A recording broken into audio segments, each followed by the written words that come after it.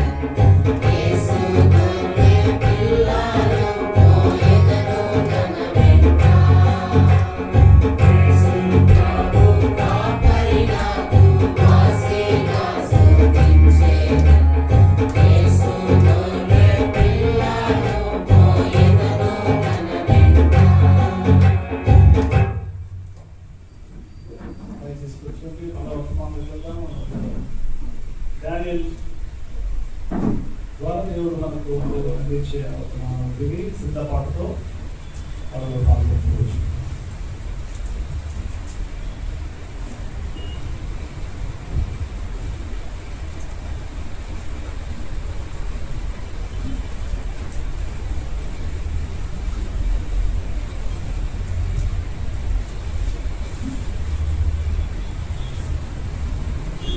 దేవుని యొక్క వాక్యంలో కొరింథీయులకు రాసిన మొదటి పత్రిక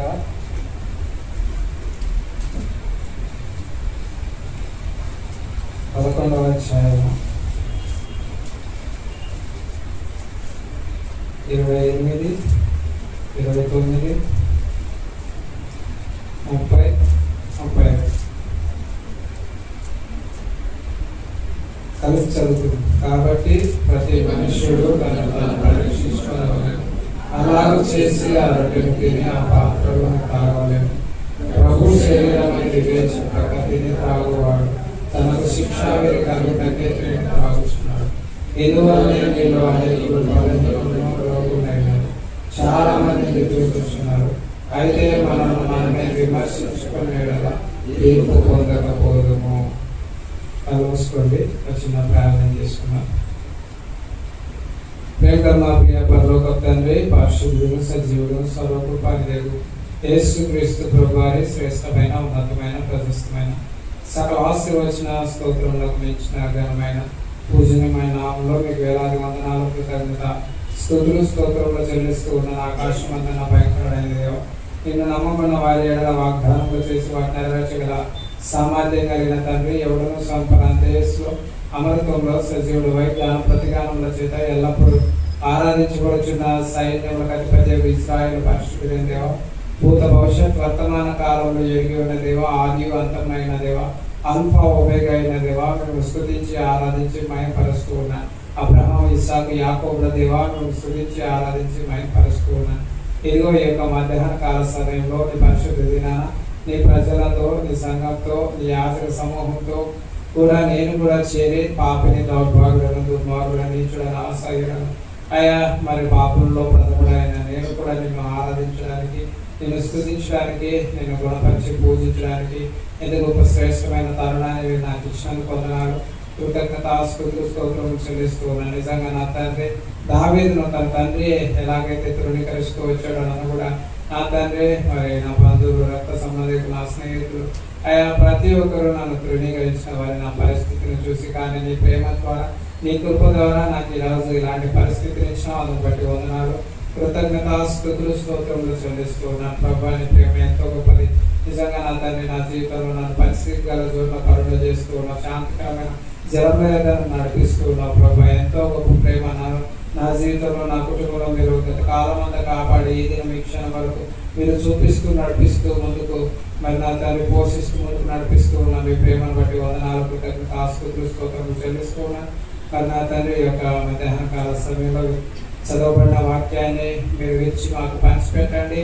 మరి నా తండ్రి మరి నన్ను కూడా నిష్ప్రయోజకుడైన నన్ను కూడా ఈ యొక్క శిలువ చాటున మరుగుపరిచి నీ సంఘానికి, నీ పిల్లలకు కావాల్సిన ఆత్మీయ అక్కర్ను మీరు తీరుస్తామని ప్రార్థన చేస్తూ ఈ యొక్క దైవ కుటుంబ హస్తాలకు అప్పగించుకుంటూ అయా ఇక్కడికి వచ్చిన ఎవరిని కూడా మరి నా తండ్రి ఖాళీ హృదయంతో మీరు బయటికి పంపించుకోకుండా వారి యొక్క హృదయాలను నింపి మరి నా తండ్రి ఆధ్యాత్మికంగా బలపరచబడిన వారే మరి నా తండ్రి ఈ వారం అంతా వారి యొక్క జీవితాల్లో ఆధ్యాత్మికంగా కొనసాగడానికి ఆత్మ చేత నీ యొక్క వాక్యం చేత నింపబడిన వారే బయటికి వెళ్ళడానికి వారి యొక్క హృదయాన్ని మీరు నింపుతురామని, నన్ను కూడా బలపరిచి వాడుకుంటురామని యేసుక్రీస్తు నామములో స్తుతించి ప్రార్థించి అడిగి వేడుకొంచున్నాం తండ్రి, ఆమేన్. అయితే మొన్న నేను ఒక మెసేజ్ చెప్పాను. ఆ మెసేజ్ ఏం చెప్పాను అంటే, నన్ను కన్నా ఆ తల్లి మంచంలో ఉన్న నాకు గత 9 సంవత్సరాల నుంచి దేవుని ప్రేమను బట్టి విసుగక నాకు పరిచయం చేస్తూ ఉంది. నేను ఉదయం లేచినప్పటి నుంచి రాత్రి పడుకునేంత వరకు కూడా విసుక్కోకుండా గత 9 సంవత్సరాల నుంచి, ఒక రోజు 2 రోజులు అయితే ఎవరైనా చేయగలరు, కానీ 9 సంవత్సరాల నుంచి విసుక్కోకుండా నాకు పరిచయం చేస్తూ ఉంది. ఇక తర్వాత ఎంతో మంది నా జీవితంలోకి వచ్చారు, చూశారు, వెళ్ళారు. కొంతమంది అసలు చూడడానికి కూడా రాలేని వారు ఉన్నారు, నా బంధువుల్లో, స్నేహితుల్లో, రక్త సంబంధికులు. అలాంటిది నా యొక్క తల్లి దేవుడు నాకు ఇచ్చిన గొప్ప బహుమానంగా తను ఎంతో గొప్ప పరిచయం చేస్తూ వచ్చింది. ఈ విషయాన్ని నేను చెప్పినప్పుడు కొంతమంది నాకు ఫోన్ చేస్తూ వచ్చారు. కొంతమంది ఫోన్ చేసి, అన్నా నిజంగా మీరు చెప్పింది చాలా వాస్తవం, అమ్మగారు ఎంతో గొప్ప పరిచయం చేస్తూ ఉన్నారు, 9 సంవత్సరాల నుంచి మీకు పరిచయం చేయడం చాలా గొప్ప విషయం అన్నా. అయితే అమ్మగారు చేస్తున్న పరిచర్య ఎంత గొప్పదో, అలాగే నువ్వు అలాంటి పరిస్థితుల్లో ఉన్నా కూడా నిన్ను ప్రేమించి దేవుని ప్రేమను బట్టి యవనస్త్రాలైన నీ భార్య, ఆ సహోదరి చేస్తున్న పరిచర్య కూడా చాలా గొప్పది. ఆ సహోదరి గురించి కూడా ఖచ్చితంగా మీరు ఒక మంచి మెసేజ్ ఇవ్వాలని చెప్పి కొంతమంది ఫోన్ చేసి మాట్లాడుతూ వచ్చారు. ఆ సహోదరి గురించి మాట్లాడాలన్నా ఆమెను గౌరవించే వారమైన మేము ఖచ్చితంగా ఆమె గురించి తెలుసుకోవాల్సిన అవసరత ఉంది, మా జీవితంలో మేము బలపడడానికి అని చెప్పి ఫోన్ చేసుకోవచ్చు. అప్పుడు నేను చెప్పాను, నా భార్యతో అన్నాను, ఏమమ్మా ఇలాగా నన్ను అడుగుతూ ఉన్నారు, నీ గురించి వీడియో చేయమంటావంటే, అప్పుడు నా భార్య అన్నది, నాకు మనుషుల యొక్క గౌరవం ఏం అవసరం లేదు, నాకు దేవుడు అప్పగించిన పని నేను చేస్తూ ఉన్నాను. ఆ రోజు వివాహ సమయంలో నేను దేవుడితో తీర్మానం చేస్తూ వచ్చాను. కష్ట సమయం ముందు కలిమిలో లేమిలో ఏదో కలిసి ఉంటానని చివరి వరకు ప్రమాణం చేస్తూ వచ్చాను. కాబట్టి ఇది దేవుడు నాకు అప్పగించిన పని చేస్తూ ఉన్నాను ఆమె చెబుతూ వచ్చి. నిజంగా కొన్నిసార్లు నేనే కొంత కోపగించుకుంటూ ఉంటాను, ఆవేశంతో అరుస్తూ ఉంటాను గట్టి గట్టిగా. అరిచినప్పుడు ఆమె అరిచి నేనే మాట్లాడను. మళ్ళీ ఒక రోజంతా నేనే అరుస్తూ ఉంటాను, నేనే మాట్లాడుకోకుండా అయిపోతాను. మాట్లాడుకోకుంటే అప్పుడు ఆమె ఏం చేస్తుంది, సాయంత్రానికో మళ్ళీ పొద్దునకో నా దగ్గరకు వచ్చి కొంచెం నాకు కొంచెం చకిలీలు ఉంది, చకిలీలు పెట్టి నన్ను నవ్వించి మళ్ళీ నాతో మాట్లాడే ప్రయత్నం చేస్తూ ఉంటుంది ఆమె. తర్వాత కొన్నిసార్లు గట్టిగా అరిచినప్పుడు ఒక రూమ్లోకి వెళ్ళి ప్రార్థన చేసుకుంటూ ఏడ్చుకుంటూ ఉంటుంది. అప్పుడు నాకే హృదయంలో బాధ అనిపించి అరే నేనే ఎందుకు ఇలాగా అరిచానని చెప్పి నేనే మళ్ళీ అమ్మ నన్ను క్షమించమ్మా అని అడుగుతూ ఉంటాను. అంటే నిజంగా చాలా ఇక్కడ మనం ఆలోచించాల్సిన విషయం ఏంటంటే, కొంతమంది సహోదరులు నాకు ఫోన్ చేస్తూ ఉంటారు, అన్నా నాకు యాక్సిడెంట్ అయిందన్నా, ఒక చెయ్యి అది కూడా కుడి చెయ్యి వెనక చెయ్యి విరిగిపోయిందని ఒక సహోదరుడు ఫోన్ చేశాడు.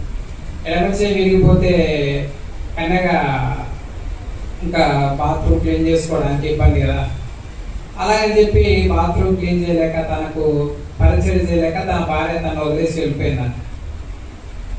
అలాగా ఒక సహోదరుడు ఇంకో సహోదరుడు ఫోన్ చేశాడు, కాలు విరిగిపోయిందన్న అని చెప్పి ఫోన్ చేసి కాలు విరిగిపోయింటే యవనస్కాలు నా భార్య నన్ను వదిలేసి వెళ్ళిపోయిందన్న అన్నాడు. అలాగే వాళ్ళు అన్న మాట ఏంటంటే, నిజంగా అన్న నీ భార్య ఆ సహోదరి చాలా నిజమైన దైవ భక్తురాలన్న, దేవుని ప్రేమను బట్టి అలాంటి పరిస్థితుల్లో ఉన్న నీ దగ్గర నీ పరిచయం చేస్తూ ఉంది అని అంటే నిజంగా చాలా మంచి విశ్వాసాలన్న చెప్పి మాట్లాడుకోవచ్చు. ఈరోజు తన గురించి మాటలు చెప్తూ ఉన్నాను. నిజంగా ఈరోజు తన బర్త్డే, తన పుట్టినరోజు. అమ్మ పొద్దున కేక్ తెస్తానులే అంటే తను మాట్లాడిన మాట ఏంటి అని అంటే, అసలు కేక్ తీసుకొని చేసుకోవాల్సిన అసలు బైబుల్ చెప్తా ఉందా? బైబుల్ ఏం చెప్తా ఉంది? ఒకని జన్మదినం కంటే వాని మరణ దినమే శ్రేష్టమైందని చెప్తా ఉంది కదా. మనము ఈ బర్త్డే చేసుకోవాల్సిన అవసరం ఏమని చెప్పి తనకు నిజంగా జీవితంలో ఎలాంటి సౌకర్యం అనుభవించాల్సిన అవసరం లేదనే ఆ భావన దేవుని ఈ లోక సంబంధమైన విషయాలన్నిటి పట్ల కంప్లీట్ గా సిలువ వేయబడుతూ వచ్చింది. చాలా మంది అనుకోవచ్చు, వాస్తవంగా తనే అనుకోవచ్చు, నా జీవితంలో అసలు ఇంతగా నన్ను కోపడుతూ ఉన్నాడు, నేను ఇంతగా సేవ చేస్తూ ఉంటే నాకు బాత్రూమ్ తీసేస్తూ ఉంటుంది, యూరిన్ తీసేస్తూ ఉంటుంది, యవ్వనస్తురా నాకేం అవసరం ఇలాంటి ఏం పనికిరామం దగ్గర నేను ఎందుకు ఉండాలి, నేను వెళ్ళిపోవచ్చు అనుకోవచ్చు వాస్తవంగా. కానీ అలా అనుకోకుండా తను ఈ రోజుకు ఎంతో ప్రేమతో నా దగ్గర కూర్చొని, నేను ఎప్పుడైనా కృంగిపోయినప్పుడు దేవుని పరిచర్యలో వాక్యం చెప్పలేకోకుండా కృంగుదలలో ఉన్నప్పుడు తనే నన్ను ప్రోత్సహించి బలపరిచి దేవుని పరిచర్యలో సహాయపడుతుంది. అలాగే నాకు కూడా పరిచర్య చేస్తూ ఉంటుంది. నిజంగా ఇలాంటి సాక్ష్యం మన జీవితంలో వింటున్న మీ జీవితాల్లో మీ భర్త లేదంటే మీ భార్య మీ గురించి ఇలాంటి సాక్ష్యం చెప్పగలరా? ఉందా? మీ భర్త మీ భార్య మీ గురించి ఇలాంటి సాక్ష్యం చెప్పగలరా? చెప్తారన్నా అంటే ఎన్నో నోట్లో నుంచి ఈ నుంచి కాదు, హృదయపూర్వకంగా చెప్పాలి. నా భార్య నిజంగా మంచి విశ్వాసాలు, నా భర్త యథార్థవంతుడు, నిజమైన యథార్థవంతుడు, నిజంగా దేవుని కొరకు బ్రతుకుతున్న నిజమైన విశ్వాసి అని చెప్పి చెప్పగలరా? మన సాక్ష్యం బయట పక్కన దగ్గర కాదు, మన కుటుంబంలో మన సాక్ష్యం ఉండాలి. మన తల్లిదండ్రులు మన గురించి సాక్ష్యం చెప్పగలరా? నా పిల్లలు దేవుని యందు భయభక్తులు కలిగిన పిల్లలు అని చెప్పి మన పిల్లలు మన గురించి సాక్ష్యం చెప్పగలరా? నిజంగా మన పిల్లల గురించి ఏం చెప్తారు కొంతమంది తల్లిదండ్రులు అని అంటే, అబ్బా వీడు పుట్టినా నా తలకాయ నొప్పి లేపడానికి పుట్టినాడు అని అంటారు. అబ్బా ఇవి పుట్టకుండా బాగుండేది అని అంటారు. అవునా కదా? అంటే తల్లిదండ్రులకు మనము గౌరవాన్ని తెచ్చే విధంగా మన యొక్క జీవితం ఉందా, లేకపోతే వాళ్ళని విసిగించే విధంగా బ్రతుకుతూ ఉన్నామా? వాళ్ళు మన గురించి పాజిటివ్గా మన గురించి సాక్ష్యం చెప్తూ ఉన్నారా, లేకపోతే వీళ్ళెందుకు నాకు పుట్టారా అని చెప్పి నీ గురించి విసిగెత్తిపోతూ ఉన్నారా? నీ జీవితంలో సాక్ష్యం కలిగి ఉన్నావా? పిల్లలు, ఒక సహోదరుడు నా దగ్గరికి వస్తాడు, దేవుడు నమ్ముకున్న వ్యక్తి. అన్న మా నాన్న దేవుని మందిరానికి వెళ్తాడన్నా ఆదివారం, కానీ ఇంటికి వచ్చి బీడీలు సిగరెట్లు తాగుతూ ఉంటాడు, మా అమ్మ ఊరికే వెళ్తూ ఉంటాడన్నా అని మా పిల్లలు మన గురించి ఏం సాక్ష్యం చెప్తా ఉన్నారు? మనం ఊరికే దేవుని పిల్లలం అయిపోము, సాక్ష్యం ఉండాలి మన జీవితంలో. మనం ఊరికే విశ్వాసం అయిపోము, సాక్ష్యం ఉండాలి మన జీవితంలో. మన భార్య, మన భర్త దగ్గర మన సాక్ష్యం బాగుండాలి, మన తల్లిదండ్రుల దగ్గర మన సాక్ష్యం బాగుండాలి, మన పిల్లల దగ్గర మన సాక్ష్యం బాగుండాలి. అప్పుడే మనం దేవుడి పిల్లలం అవుతాం. తర్వాత మన స్నేహితుల దగ్గర మన సాక్ష్యం బాగుందా? మన స్నేహితుల దగ్గర మన సాక్ష్యం బాగుందా? ఇప్పుడుగా నేను ఫోన్ చేస్తే నాకు ఒక హిందూ సహోదరుడు, ఒక హిందూ ఫ్రెండ్, ఒక వ్యక్తి ప్రైజ్ లార్డ్ అబ్బా అంటారు. అంటే మనము ఎలాంటి జీవితాన్ని జీవిస్తున్నాం? సాక్ష్యం ఉందా? అవతలను మనతో మాట్లాడుతున్నారని అంటే మన జీవితంలో మనం నిజమైన విశ్వాసి అయితే ఖచ్చితంగా నేను నా జీవితంలో మంచి సాక్ష్యాన్ని అవతలి వాళ్ళ ద్వారా పొందుకుంటాం. తర్వాత నీ సంఘంలో నీకు సాక్ష్యం ఉందా? ఎంతమందికి నా సంఘంలో నాకు సాక్ష్యం ఉందని చెప్పగలరు? ఎంతమంది నా కుటుంబంలో నాకు సాక్ష్యం ఉందని చెప్పగలరు?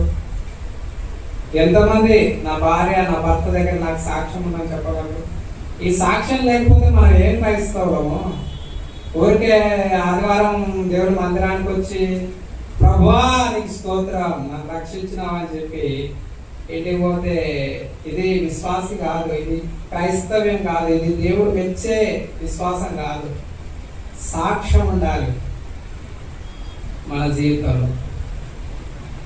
దైవ సేవకుడు నీ గురించి సాక్ష్యం చెప్పగలరా? నీ దైవ సేవకుడు నీ గురించి సాక్ష్యం చెప్పగలరా? నీ సంఘం నీ గురించి సాక్ష్యం చెప్పగలరా? నా గురించి నా సంఘంలో మన రీసెంట్గా ఒక సహోదరుడు, దైవ సేవకుడు, నేను కూర్చొని మాట్లాడుతూ ఉన్నాము. సంఘంలో ఉన్న విశ్వాసి ఒక అతను వచ్చి, నిజంగా మన సంఘంలో దేవుని కొరకు మంచిగా పరిచయం చేస్తున్నటువంటి వ్యక్తి డానియల్ అని చెప్పి చెప్తూ వచ్చాడు. నాకు చాలా, అంటే నేను గర్వం, నా ఘనత కోసం కాదు, కానీ మన జీవితంలో మనం సాక్ష్యం కలిగి ఉన్నామా లేదన్నది చాలా ప్రాముఖ్యమైనది. మన సాక్ష్యం చాలా ప్రాముఖ్యమైనది. ఉందా మీ జీవితంలో మీకు సాక్ష్యము? ఇలాంటి సాక్ష్యాన్ని కలిగి ఉన్నారా? నా భార్య గురించి నేను సాక్ష్యం చెప్పగలను ఈరోజు. అలాంటి సాక్ష్యం మీ భార్య గురించి, నీ భర్త గురించి నీవు చెప్పగలవా? లేదంటే నీ భార్య నీ గురించి చెప్పగలరా? నీ భర్త నీ గురించి చెప్పగలరా? నా జీవితంలో నన్ను కన్ని నా తల్లి నన్ను కని మా అమ్మ నాకు తల్లి అవుతూ వచ్చింది, నన్ను కనకపోయినా నా భార్య నాకు తల్లి అవుతూ వచ్చింది. ఇలాంటి సాక్ష్యం మీ జీవితంలో మీరు కలిగి ఉన్నారా? సాక్ష్యం ఉంటేనే, సాక్ష్యం చాలా ప్రాముఖ్యమైనది. దైవ సేవకుడు మన గురించి సాక్ష్యం చెప్పగలరా? అంటే ఒకసారి దేవుని యొక్క వాక్యంలో నుండి ఒక దైవ సేవకుడు ఒక విశ్వాసి గురించి, తన కుటుంబాన్ని గురించి సాక్ష్యం చెప్తూ ఉన్నాడు. రండి, 2వ తిమోతికి రాసిన పత్రిక 1వ అధ్యాయము 16, 17, 18 వచనాలు చదువు. ప్రభు ఒనేసిఫోరు ఇంటి వారి యందు కనికరము చూపును గాక. అతడు రోమాకు వచ్చినప్పుడు నా సంఖ్యలను గూర్చి సిగ్గుపడక శ్రద్ధగా నన్ను వెతికి కనుగొని అనేక పర్యాయాలు అతడు నన్ను ఆదరించాడు. మరియు అతడు ఎఫెసులో ఎంతగా నాకు ఉపచారం చేశాడో అవి నువ్వు బాగా తెలుసు తిమోతి, నువ్వు చూస్తావు. ఆ దినమందు అతడు ప్రభువు వల్ల కనికరం పొందినట్లు ప్రభు అని గ్రహించును గాక. ఇక్కడ ఒనేసిఫోరు గురించి అపోస్తలుడైన పౌలు గారు ఏం చెప్తున్నాడంటే, నిజంగా నన్ను ఎంత ఆదరించింది, నేను చెరసాల్లో ఉన్నప్పుడు ఆదరించినాడు, నాకు ఆరోగ్యం బాగాలేనప్పుడు చాలా సేవ చేసినాడు అని చెప్పి ఒనేసిఫోరు గురించి అపోస్తలుడైన పౌలు గారు సాక్ష్యం చెప్తున్నాడు. నీ గురించి నా గురించి ఎవరు సాక్ష్యం చెప్పాలా? దైవ సేవకుడు మన గురించి సాక్ష్యం చెప్పగలరా? అబ్బో ఈ బిడ్డ నిజంగా మందిరంలో చాలా వర్క్ చేస్తుంది, నిజంగా నా పరిస్థితులు ఏవైనా నా అక్కర్లో ఈ కుమార్తె నాకు సహాయం చేస్తూ వచ్చింది అని చెప్పి దైవ సేవకుడు నీ గురించి సాక్ష్యం చెప్పగలరా? నా కష్టాల్లో నన్ను ఆదరించింది బిడ్డ, నా కష్టాల్లో నన్ను ఆదరించాడు ఈ కుమారుడు అని చెప్పి నీ గురించి సాక్ష్యం చెప్పగలరా దైవ సేవకుడు? ఒక్కసారి ఆలోచించండి. మన సాక్ష్యం చాలా ప్రాముఖ్యమైనది. మనము సాక్ష్యం కలిగి జీవించాలి. సాక్ష్యం లేకోకుండా జీవిస్తే నిజమైన విశ్వాసంగా దేవుని యొక్క మనము కనపరచబడము. సాక్ష్యం కావాలి ఖచ్చితంగా. వ్యక్తిగతంగా నీ సాక్ష్యం ఎలా ఉంది? వ్యక్తిగతంగా నీ సాక్ష్యం ఎలా ఉంది? వ్యక్తిగతంగా నీ సాక్ష్యం ఎలా ఉంది? అపోస్తలుడైన పౌలు గారు కొరింథీయులకు రాసిన పత్రిక రండి ఒకసారి.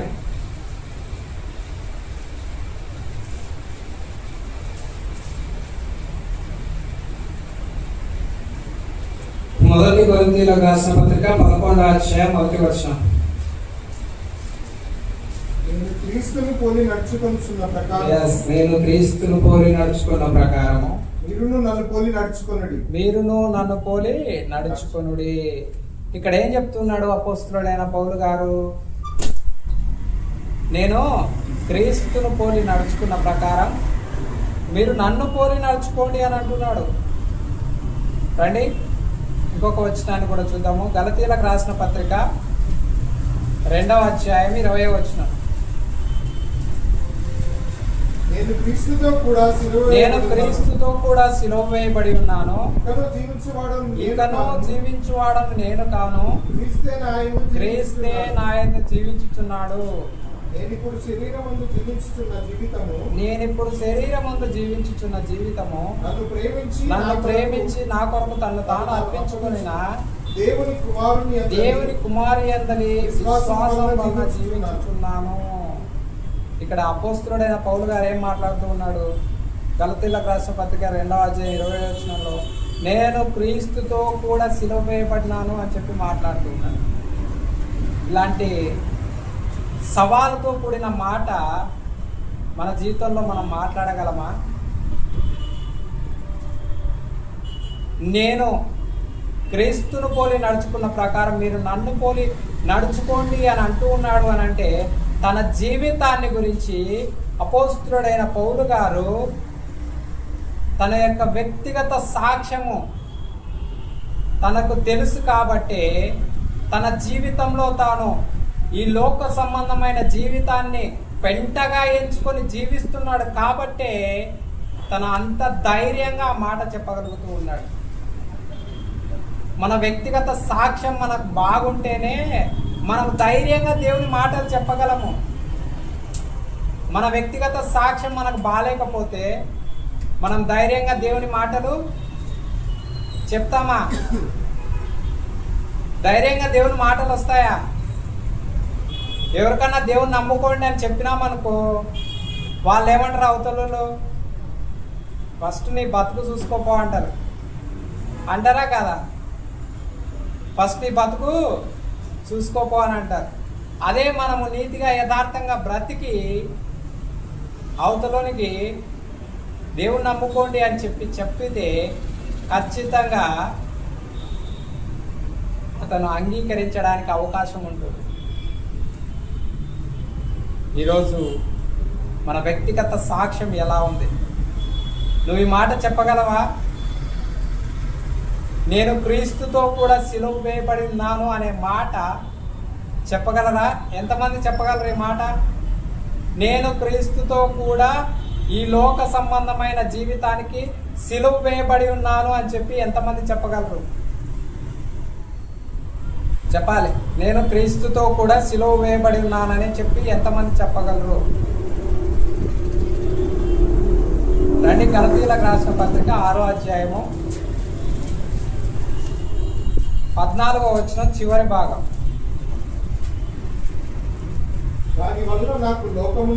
దాని వలన నాకు లోకమునకు నేనును సిలువ వేయబడి ఉన్నాము. ఈ మాట చెప్పగలరా? నేను లోకానికి, లోకం నాకు సిలువ వేయబడిందని ఎంతమంది చెప్పగలరు?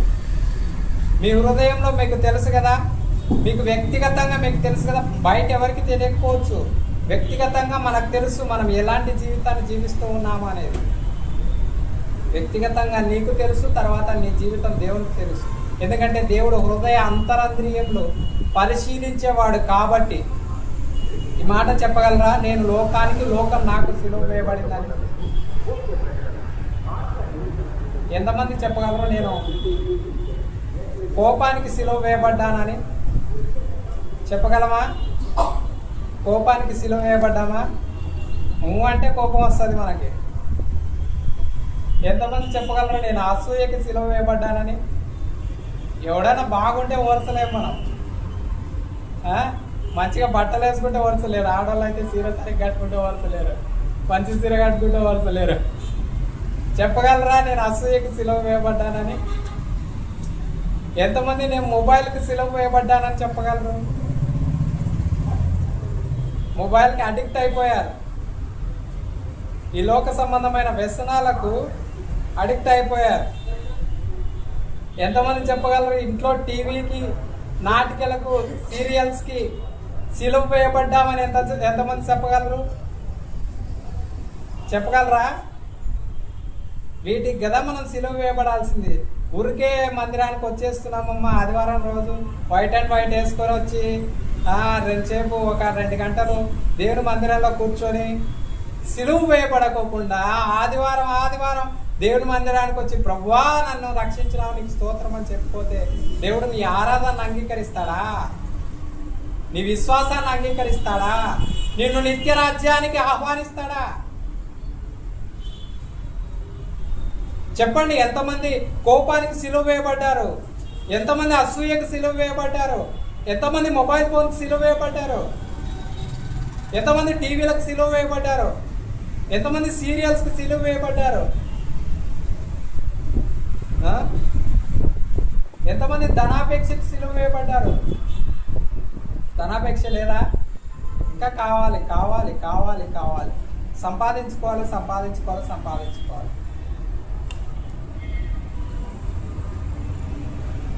ఇలాంటివేవి నా జీవితంలో లేవని నీవు చెప్పగలవా ధైర్యంగా?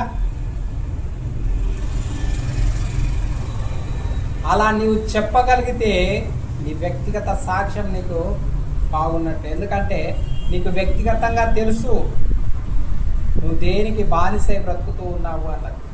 క్రీస్తుకు దాసులమై బతుకుతున్నావా, లేకపోతే ఈ లోక సంబంధమైన లోకానికి, పాపానికి దాసులమై బ్రతుకుతూ ఉన్నావా అన్న విషయాన్ని నీ వ్యక్తిగత సాక్ష్యం ద్వారా నీవు చెప్పగలవు. అందుకే అపోస్తలుడైన పౌలు వీటన్నింటికి సిలువ వేయబడ్డాడు కాబట్టే నేను క్రీస్తును పోలి నడుచుకున్న ప్రకారం మీరు నన్ను పోలి నడుచుకోండి అనే సవాలుతో కూడిన మాట మాట్లాడగలుగుతున్నాడు. ఇలాంటి మాట మనం మాట్లాడగలమా? నేను దేవుని యందు భయభక్తులు కలిగి జీవిస్తున్నాను, నన్ను చూసి నేర్చుకోండి, నన్ను చూసి బ్రతకండి ఇలాగ నాలాగా అని చెప్పి మనం చెప్పగలమా? ఒకవేళ అపోస్తలుడైన పౌలు ఆ మాట అంత గట్టిగా చెప్పి తను వ్యక్తిగతంగా తన జీవితంలో పాపం కలిగి జీవిస్తూ ఉంటే ఎవరికైతే ఆ కొరంతి సంఘానికి ఈ మాట ప్రకటిస్తూ ఉన్నాడో ఆ కొరంతి సంఘం వాళ్ళే అతన్ని ప్రశ్నించేవాళ్ళు. రండి కొరంతీలకు రాసిన మొదటి కొరంతీలకు రాసిన పత్రిక 2వ కొరింథీ అనుకుంటా, మొదటి కొరింథీనో 2వ కొరింథీనో 5వ అధ్యాయంలో వ్యభిచారి గురించి వ్రాయబడుతుంది. మొదటి కొరింథీలకు రాసిన పత్రిక 5వ అధ్యాయం. జారులతో సాంగత్యము. మొదటి కొరింథీలకు రాసిన పత్రిక 5వ అధ్యాయం. జారులతో సాంగత్యం. మీలో జారత్వం ఉన్నదన్న వద్దంతి కలదు. ఒకడు తన తండ్రి భార్యను ఉంచుకున్నాడట. అట్టి జారత్వం అన్యజనులైనా ఉండదు. ఇట్లుండి మీరు పొంగుచున్నారే గాని మీరెంత మాత్రం దుఃఖపడి ఇలాంటి కార్యము చేసిన వారిని మీలో నుండి వెలివేసిన వారు కాదు అని అంటాడు. తర్వాత 5వ వచనంలో చివరిలో అట్టి వారిని సాతానుకు అప్పగించండి అని అంటాడు. తర్వాత 12వ వచనంలో 11వ వచనంలో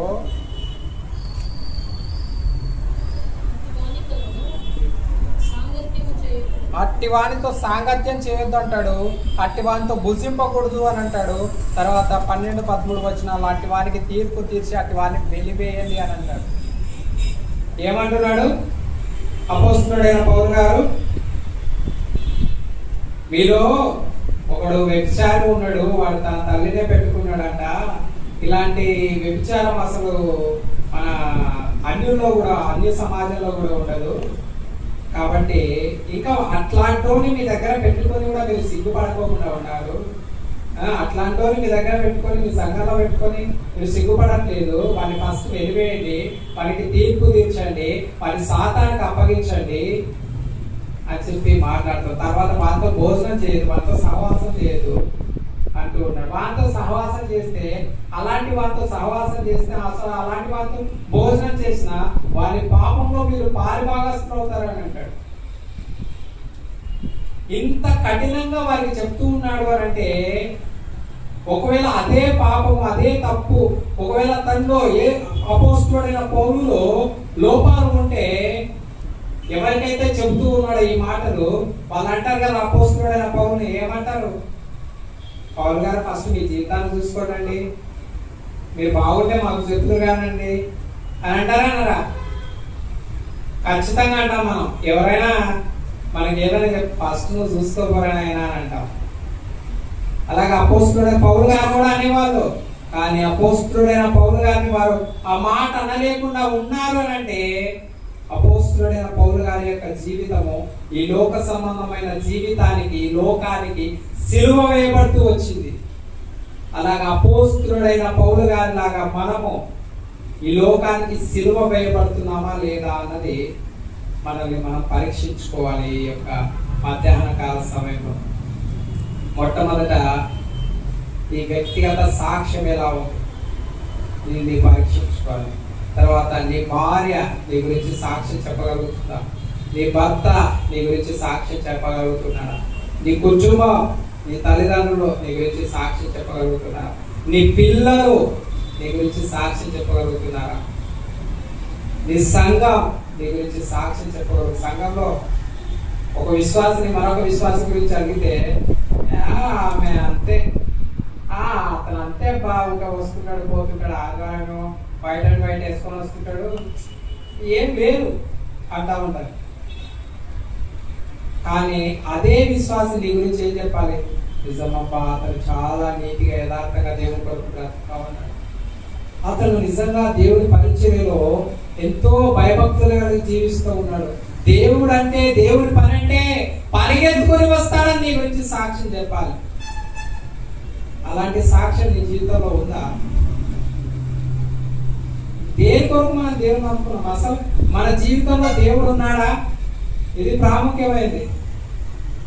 మన జీవితంలో దేవుడు ఉన్నాడా? ఓకే, క్రైస్తవులుగా పిలువబడుతున్న నామకాంత క్రైస్తవ, నామకే వాసం, నేను క్రైస్తవున్నా హో అన్నట్టు ఉండదు ఎవరు. అంతే. మన జీవితంలో దేవుడు ఉన్నాడా? మన జీవితంలో దేవుడు ఉన్నాడంటే రిజల్ట్ కనిపిస్తుంది, రిజల్ట్ ఫలితం వస్తుంది. దేవుడు ఉంటే నీలో, నీ దగ్గర, నీ జీవితంలో దేవుడు ఉన్నాడంటే అవతల వ్యక్తికి నీ జీవితంలో దేవుడు కనిపిస్తాడు. ప్రత్యక్షంగా వారు నీ జీవితంలో దేవుడిని చూస్తారు. నా జీవితంలో దేవుడిని చూస్తూ వచ్చాను. నా గ్రామంలో ఉన్న ప్రతి ఒక్కరు నిజంగా ఒకప్పుడు నా కరెంట్ షాక్ కొట్టినప్పుడు ఏమన్నారంటే నా ఊళ్ళో వాళ్ళంతా, వీడు దేవుడు నమ్ముకున్నాడు, వీడి జీవితం నాశనం అయిపోయిందబ్బా, అయిపోయింది వీడి జీవితం, వీడు దేవుడు నమ్ముకుని ఇట్లా అయిపోయి బతుకు అని చెప్పి అనుకున్నారు. ఇప్పుడు అదే నా గ్రామ ప్రజలు, వీడి దేవుడు వీడిని కాపాడుతున్నాడు, వీడిని పోషిస్తున్నాడు, వీడిని ఆదరించి నడిపిస్తున్నాడు అని చెప్పి మాట్లాడతాను. నిజంగా ఒకప్పుడు నా జీవితం ఎలా ఉందనంటే, అంకులు వచ్చినప్పుడు నిజంగా నేను ఈ పరిచర్య ఇలాగా దేవుడు వాక్యం చెప్పగలుగుతాను, ఇంత స్ఫూర్తితో, ఇంత ధైర్యంగా, ఇంత ఉత్సాహంతో దేవుడి కొరకు పరిచయం చేయగలుగుతున్నాను అంటే లేదంటే ఆ రోజు జ్వలంకులు దేవుడి ప్రేరేపణ ద్వారా వచ్చి నాకు దేవుడి యొక్క వాక్కును అందించకపోతే అసలు నేను ఎలా ఉండవానో నాకే అర్థం కాదు. చాలా కృంగిపోయిన పరిస్థితి, అసలు ఏం లేదు. అంకుల్ మా దగ్గరకు వచ్చినప్పుడు చిన్న రూమ్, అది ఇట్లా ఒక 10 అడుగులు, ఇట్లా ఒక 9 అడుగులు చిన్న రూమ్, ఒక మంచమే పట్టేది మా ఇంట్లో, ఇంకా ఏం లేదు. నేను బయట వేసుకొని పడుకునేవాడిని, బయట మంచం వేసుకొని పడుకునేవాడిని. నాకు మంచాలు కూడా ఏం లేవు. మంచాలు ఎన్ని మంచాలు ఉన్నాయి మాకి? ఒకటి కడ్డీల మంచం ఉండేది, ఒకటి మామూలు మంచం ఉండేది. ఆ కడ్డీల మంచంలో వాటర్ బెడ్ వేసుకొని ఆ వాటర్ బెడ్ మీద పడుకునేవాడిని. ఎండకి ఆ పైన ఏదైనా రగ్గు, అదే ఆ బాత్రూమ్ మీదకి అట్లా అటుపడ మీదకి ఒకటి కొంచెం 2 కట్టెలు వేసుకొని ఆ కట్టెల మీద ఇట్లా ఒకటి ఏదైనా అది ఉంటుంది కదా, అంటే కూలర్ది అది ఉంటుంది కదా, ఆ పట్ట వేసుకొని ఎండకి అట్లా పడుకునేవాడిని. అలాంటి పరిస్థితుల్లో ఇంకా నా దగ్గర మా ఇంట్లో ఉన్నది 2 మంచాలు. ఆ కడ్డీల మంచం మీద నేను వాటర్ బెడ్ వేసుకొని పడుకునేవాడిని. ఇంకొక మంచం ఉంటే ఆ మంచం మీదనే నాకు మా అమ్మ బాత్రూమ్ తీసేసేది, ఆ మంచం మీదనే బాత్రూమ్ అంతా అయ్యేది, ఆ మంచానికే బాత్రూమ్ అంతా అయ్యేది. మళ్ళీ అదే మంచాన్ని కడుక్కొని మా అమ్మ పడుకునే, నా భార్య వాళ్ళు పడుకునేవాళ్ళు. చాలా అసలు ఆ పరిస్థితి తలుచుకుంటేనే ఏడుకొస్తుంది. ఆ చిన్న ఇల్లు అది మట్టి మీదే, ఆ మట్టి మీదే ఒక దంతే, అంటే తాటిదంతాలు ఉన్నాయి కదా, ఆ తాటిదంతా ఒకటి ఇరిగిపోయింది. ఇరిగిపోతే ఆడ వాన పడినప్పుడు కదా భయంకరంగా కారేది, నీళ్ళు కారేది. ఆ కారే చోట అదంతా ఇరిగిపోయింది. ఎప్పుడెప్పుడు పడిపోతుందని భయం. ఆ రాత్రిలో అట్లే కూర్చునే వాళ్ళం. ఏం చేస్తావు, బయటికి పోతే వాన, నువ్వు ఒక సైడ్ కారాని సైడ్కి వచ్చి అందరం అలా కూర్చునే వాళ్ళము. మా మంచం మీద పిల్లలను పడుకోబెట్టి అందరం ఒక చోట అలా పడుకునే వాళ్ళం, ఒకటే చోట. చిన్న తంతే అది కూలిపోతుందేమో అని. ఈ తర్వాత అలాంటి పరిస్థితుల్లో నేను ఆ రేకుల మంచం మీదనే ఆ నీటి పెట్టి వాటర్ పెట్టి వేసుకొని, మంచాలు కొనుక్కోవడానికి డబ్బులు లేవు. యూరిన్ పైప్ అయితే యూరిన్ పైపు 2 నెలలకు ఒకసారి 3 నెలలకు ఒకసారి మార్చుకునే యూరిన్ పైపు కొనుక్కోవడానికి డబ్బులు లేక 2 నెలలకు ఒకసారి మార్చుకునేవాడిని. అలాంటి పరిస్థితి నిజంగా డైపర్లు కొనుక్కొచ్చుకోవడానికి డబ్బులు లేక బట్టలు పరుచుకొని పడుకొని అలాగే బాత్రూమ్ మోషన్ ఇచ్చేసేవాళ్ళం. చాలా ఘోరమైన పరిస్థితి. నేనైతే చచ్చిపోవాలనుకున్నాను అంకుల్ రాకముందు, అంకుల్ వచ్చే ముందర. ఇంకా నేను బతికి వేస్ట్, నా బతుకు మారదు, ఇన్నాళ్ళున్నా ఇదే బతుకు లేదు. ఒక్కటే రూము, అది కూడా పడిపోతుంది. ఇక ఒక 5-6 నెలలు ఉంటే పడిపోతుంది అంతే, అదే అంతకంటే ఎక్కువ ఉండదు. అలాంటి పరిస్థితుల్లో దేవుడు అంకుల్ని నా యొక్క జీవితాన్ని దర్శించడానికి అంకుల్ని ప్రేరేపించి పంపిస్తూ వచ్చాడు. అంకుల్ వచ్చి దేవుడు ఇలాంటి పరిస్థితుల్లో నేను వాడుకోవాలనుకుంటున్నాడు అని చెప్పి నాకు చెప్పినప్పుడు నిజంగా ఏదో తెలియని ఆనందం ఆ రోజు నా జీవితంలో మొదలైంది. దాదాపు వరుసగా 3 రోజులు కన్నీటితో రాత్రింబవళ్ళు దేవుని సన్నిధిలో ప్రార్థన చేసుకోవచ్చు. ప్రభువా, నిజంగా నువ్వు నన్ను వాడుకోవాలనుకుంటున్నావా? నిజంగా నేను నీ కొరకు వాడబడతానా, ఇలాంటి పరిస్థితుల్లో నేను వాడబడతానా అని చెప్పి ప్రార్థన చేస్తూ వచ్చాను. ప్రభువు నాతో స్పష్టంగా మాట్లాడుతూ వచ్చాడు. నేను వాడుకుంటాను అని చెప్పి, నువ్వు నా పని చేయి, నేను నేను పోషిస్తాను అని చెప్పి ఆ రోజు ప్రభు కొరకు పరిచర్య మొదలు పెడుతూ ఫస్ట్లో కొంచెం ఆటంకం వచ్చింది. మా సొంత ఊర్లో వాళ్ళే, తర్వాత నా సంఘ సభ్యులే కొంతమంది ఫస్ట్లో ఏమన్నారు అంటే, వీడు ఆ కుట్టి చేయి చూపించుకొని ఆ తల చూపించుకొని అడుక్కోవడానికి ఆన్లైన్లోకి వెళ్తా ఉన్నాడు అని చెప్పి అన్నారు చాలా మంది. కానీ ఆ రోజు మొదలుకొని ఈ రోజు వరకు నేను ఎక్కడ ఏ రోజు, నేను చాలా పరిస్థితుల గుండా వెళ్ళాను, మరణం ఛాయలో కూడా వెళ్ళొచ్చాను. ఏ రోజు కూడా ఒక్కరోజు కూడా నాకు పరిస్థితి బాగాలేదు, నాకు హెల్ప్ చేయండి అని చెప్పి ఒక్కరోజు ఒక వీడియోలో మాట్లాడలేదు. నా ఫోన్పే గూగుల్ పే నంబర్ కూడా పెట్టలేదు. నిజంగా నా దేవుడే నన్ను ఆనాడు ఏలియాని కాకుల ద్వారా పోషించినట్టు ఈ రోజు నన్ను పోషిస్తూ ఉన్నాడు, ఆయన నడిపిస్తూ ఉన్నాడు. ఆ రోజు పరిచర్య మొదలు పెట్టాను. దేవుని యొక్క సన్నిధి నా జీవితంలోకి వచ్చింది. తర్వాత కొన్ని రోజులకే ఆ దెంతలు అవన్నీ తీసేసి ఆ పై భాగం పడగొట్టేసి మళ్ళీ కొత్త దెంతలు కొత్త బండలు కొనుక్కొని ఆ కంకర కొత్త దెంతలు కొత్త బండలు వేసి పైన కంకర ఉసుక సిమెంట్ కలిపి అలిపించుకున్నాను. క్షేమంగా దేవుడు ఆ ఇంటిని బాగు చేసుకొచ్చాడు. తర్వాత మళ్ళీ ఇంకా కొన్ని రోజులకు మళ్ళీ ఇంట ముందర నేను ఇంటి బయట ఎండకు పనుకునేవాడిని, వాన వస్తే ఇంట్లోకి ఎత్తుకొని పోయి వేసుకోవాలి. అలాగా పరిస్థితి లేకుండా మళ్ళీ నన్ను ముందర రేట్లు వేయించుకున్నాను.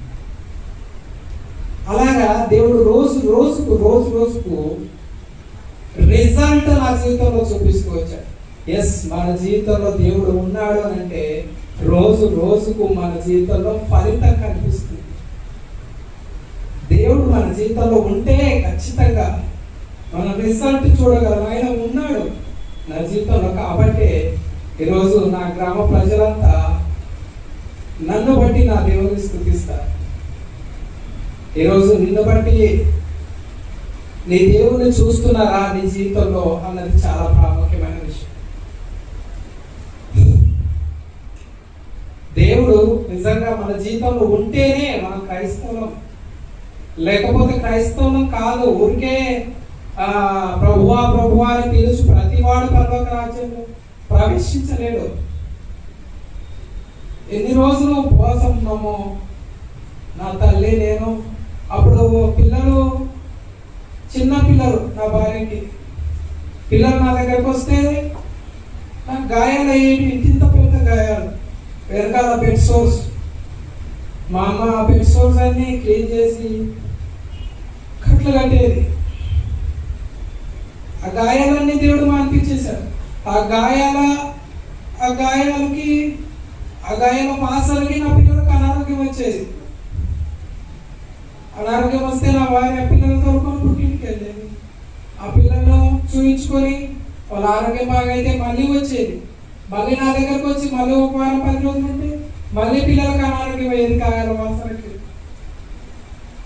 అలాగా నా జీవితంలో ఎన్నో ఒడిదుడుకులు చూస్తూ వచ్చాను, ఎన్నో కష్టాలు ఇబ్బందులు అనుభవిస్తూ వచ్చాను. కానీ దేవుణ్ణి కలిగి ఉన్నాను కాబట్టి ఈరోజు ఆ గాయాలన్నీ తీసివేస్తూ వచ్చాడు. ఈరోజు సమృద్ధితో నా దేవుడు నా జీవితాన్ని నింపుతూ వచ్చాడు. అనేకులకు సాక్షార్థంగా దేవుడు నా జీవితాన్ని ఉంచుతూ వచ్చాడు. ఇలాంటి సాక్ష్యం మీ జీవితంలో మీకు ఉందా? ఒక్కసారి ఆలోచించండి. మీ జీవితంలో దేవుడు ఉన్నాడా? ఆ రిజల్ట్ మీకు కనిపిస్తుందా? ఫలింపు మీ జీవితంలో మీకు కనిపిస్తుందా? నీ వ్యక్తిగత సాక్ష్యం బాగుందా? నీ కుటుంబ సాక్ష్యం బాగుందా? నీ భార్య నీ భర్త నీ గురించి పాజిటివ్ గా సాక్ష్యం చెప్పగలుగుతున్నారా? నీ సంఘం నీ గురించి పాజిటివ్ గా సాక్ష్యం చెప్పగలుగుతుందా? నీ దైవ సేవకుడు నీ గురించి సాక్ష్యం చెప్పగలుగుతున్నారా? నిన్ను చూసే అన్యజనులు నీ గురించి సాక్ష్యం చెప్పగలుగుతున్నారా? ఇతను దేవుని బిడ్డ. ఒక అన్యుని దగ్గరికి వెళ్ళి నువ్వు స్వార్థ చెప్పగలవా? ఒకవేళ నీ జీవితంలో ఈ లోక సంబంధమైన పాపానికి శిలువ వేయబడకోకుండా లోకానుసారంగా జీవిస్తూ నీ గ్రామంలో ఒక అన్ని దగ్గరికి నువ్వు వెళ్ళి సాక్ష్యం చెప్పగలవా? కానీ ఈరోజు నేను చెప్పగలను, నా దేవుడి కొరకు నా గ్రామంలో ఎక్కడైనా చెప్పగలను, నా దేవుడు సర్వశక్తిమంతుడు, నా జీవితాన్ని కాపాడుతున్నాడు, పోషిస్తూ. ఇలాంటి పరిస్థితి అసలు నేను బ్రతకడమే గగనమైతే ఒకరి దగ్గర చేయి చాచకోకుండా నా దేవుడు నన్ను పోషిస్తూ ఉన్నాడు. ఒకరికి ఇచ్చే విధంగా దేవుడు నా జీవితాన్ని ఉంచుతూ వచ్చాడు. అది కదా దేవుడు మన జీవితంలో ఉన్నాడు అని చెప్పడానికి ఒక నిదర్శనం. ఒక్కసారి ఆలోచించండి, మీరు పరీక్షించుకోండి. అపోస్తులుడైన పౌలు గారు చెప్తూ ఉన్నాడు ఒనేసిమును గురించి.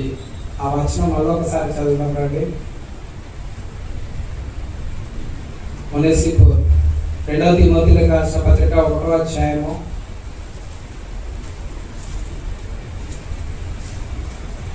'ఒనేసిఫోరు ఇంటి వారి యందు కనికరము చూపి ఆ పౌలు అపోస్తులుడైన పౌలు ప్రార్థన చేస్తున్నాడు ఒనేసిఫోరు ఇంటి గురించి. ఎందుకంటే తనకు అంతగా స్వార్థం లేకోకుండా పరిచయం చేస్తూ వచ్చాడు, ప్రేమతో పరిచయం చేస్తూ వచ్చాడు. కాబట్టి ఒనేసిఫోరు గురించి అపోస్తులుడైన పౌలు గారు హృదయపూర్వకంగా ప్రార్థన చేస్తున్నాడు. అలాంటి ప్రార్థన నీ దైవ సేవకుడు నీ గురించి చేయగలరా? నీ దైవ సేవకుడికి ఒనేసిఫోరు చేసినట్టు ప్రేమతో ఎప్పుడైనా నువ్వు పరిచర్య చేస్తూ వచ్చావా? దేవుని సంఘంలో, దేవుని మందిరంలో ఎప్పుడైనా దైవ సేవకుడి కష్టాల్లో ప్రేమతో శ్రద్ధతో పరిచర్య చేస్తూ వచ్చావా? ఇవేమి లేకోకుండా, సాక్ష్యం లేకోకుండా, శ్రద్ధతో పరిచయం చేసే జీవితం లేకోకుండా, మన జీవితంలో దేవుడు ఉన్నాడో లేదో అనే ఆ కన్ఫర్మేషన్, ఆ రిజల్ట్ లేకోకుండా మనం క్రైస్తవులమని ఎలా పిలువబడతాం? వ్యక్తిగత సాక్ష్యం ఉండదు, కుటుంబ సాక్ష్యం ఉండదు, ఏమీ ఉండదు, స్నేహితుల మధ్య సాక్ష్యం ఉండదు, సంఘ సభ్యుల మధ్య సాక్ష్యం ఉండదు, దైవ సేవకుల దగ్గర సాక్ష్యం ఉండదు, ఏమి ఉండకపోకుండా మనం క్రైస్తవులు. అదే అంటారు ప్రభు దగ్గరికి పోయిన తర్వాత పరలోకానికి వెళ్ళి, ప్రభువా మేము మీ నాన్న అద్భుతాలు చేయలేదా, మేము మీ నాన్న గొప్ప గొప్ప కార్యాలు చేయలేదు అంటే మీరు ఎవరో నాకు ఎందుకు పొండాయా అంటాడు. ఏమంటాడు? మీరెవరో నాకు తెలియదు, పోండి పక్కకు పోండి, బయటకు పోండి అని అంటాడు. అలాగే గెంటి వేయబడే వారంగా ఉంటూ ఉన్నామా? లేకపోతే ప్రభు నా బిడ్డ వచ్చావా, నీకోసం ఎదురు చూస్తున్నాం, రా నాయనా, రాకూతురా అని చెప్పి కౌగులించుకొని నీకు ఉన్నతమైన బహుమానాన్ని గిఫ్ట్ గా బహుమానంగా ఇచ్చే విధంగా మన జీవితం ఉందా? పరీక్షించుకోండి. లేకపోతే మనం ఎన్ని రోజులు క్రైస్తవులుగా బ్రతికినా లాభం లేదు. ఒక దినాన ఖచ్చితంగా ప్రభు రాకడ వస్తుంది, లేదంటే మనం ఈ శరీరాన్ని, ఈ లోకాన్ని విడిచిపెట్టిపోతాం. ఆ రోజు కొరకు మనం సిద్ధపాటు కలిగి జీవిస్తున్నామా లేదా అన్నది చాలా ప్రాముఖ్యమైన విషయం. వీటన్నిటికీ సిలువ వేయబడితేనే, సిద్ధపాడి జీవిస్తేనే, వీటన్నిటికీ సిలువ వేయబడి సిద్ధపడి జీవిస్తేనే ప్రభు చేత ఉన్నతమైన బహుమానం పొందుతున్నాం. ఒక్కసారి ఆలోచించు. వీటన్నిటి విషయంలో మేము పరీక్షించుకొని ప్రభు యొక్క పనులు పాల్పొందుకోవాలి. లేదంటే ఇవేవి మన జీవితంలో సరిగా లేకపోతే, వ్యక్తిగత సాక్ష్యం సరిగా లేకుండా, కుటుంబ సాక్ష్యం సరిగా లేకోకుండా, స్నేహితుల మధ్య, బంధువుల మధ్య, రక్త సంబంధికుల మధ్య, సంఘం మధ్య, దైవ సేవకుల దగ్గర, మనం ఉంటున్న గ్రామంలో సరైన సాక్ష్యం లేకోకుండా లోకానుసారంగా జీవిస్తూ దేవుడి పనుల్లో పాలుపొప్పులు పొందుకుంటే భయంకరమైన శిక్ష వస్తుంది, భయంకరమైన అనారోగ్యం వస్తుంది. ఇందాక మనం చదువుకుంటూ వచ్చాం కదా, కొరింథీయులకు రాసిన పత్రిక 11వ అధ్యాయంలో, ఇందువల్లే మీలో అనేకులు బలహీనులు, రోగులై ఉన్నారు. ఎందుకు రోగాలు వస్తూ ఉన్నాయి? ఎందుకు మనకు సమస్యలు వస్తూ ఉన్నాయి? ఎందుకు మనకు అనారోగ్యాలు వస్తూ ఉన్నాయి అని అంటే కేవలం కారణం ఇదే. మన జీవితం సరిగా ఉంటుంది, కానీ ఇంత పెళ్లికి చేయెత్తి దేవుని బలలో చేతులు వేస్తూ ఉంటాం. అది ఎందుకు అనంటే రోగాలు తెలుసుకనిక, ఎందుకనంటే శాపం తెలుసుకనిక. నేను పరిశుద్ధులైన ప్రకారం మీరు కూడా పరిశుద్ధులై ఉండండి అని చెప్పాడు దేవుడు. ఆయనతో మనం సహవాసం చేస్తున్నామంటే, ఆయన రక్తంలో ఆయన శరీరంలో పాల్పొప్పులు పొందుతున్నామంటే, మన జీవితం పరిశుద్ధంగా ఉంటే, మన పాల్పొప్పులు పొందితే మన జీవితము ఇంకా ఉన్నతంగా ఆశీర్వదించబడుతుంది. లేదంటే భయంకరమైన అనారోగ్య, భయంకరమైన శాపం, మరణం కూడా వస్తుంది. కాబట్టి మిమ్మల్ని మీరు పరీక్షించుకునే ప్రభు బలలో యోగ్యులై చేయవేయాలని చెప్పి ప్రభు పేరిట ప్రేమపూర్వకంగా మనం చేస్తుంది.